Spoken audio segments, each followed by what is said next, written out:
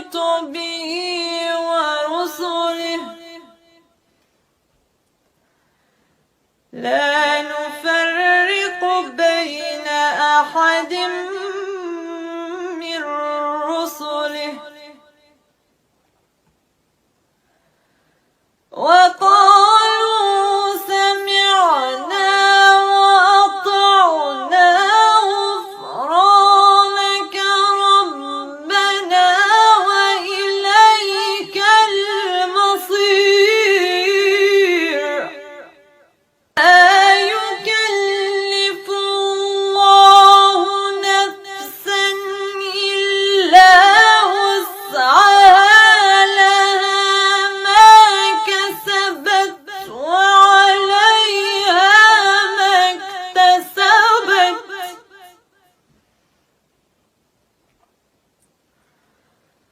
ربنا لا تؤاخذنا إن نسينا أو أخطأنا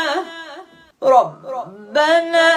ولا تحمل علينا إصرا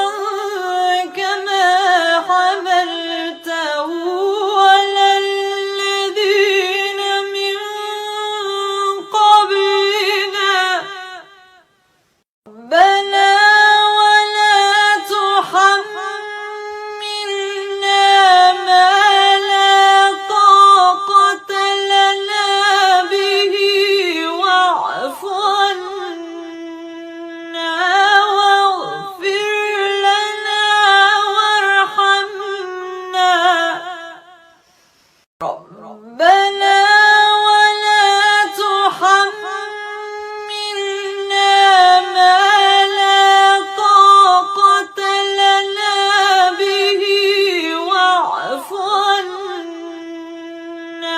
واغفر لنا وارحمنا أنت مولانا فانصرنا على القوم الكافرين صدق الله العظيم.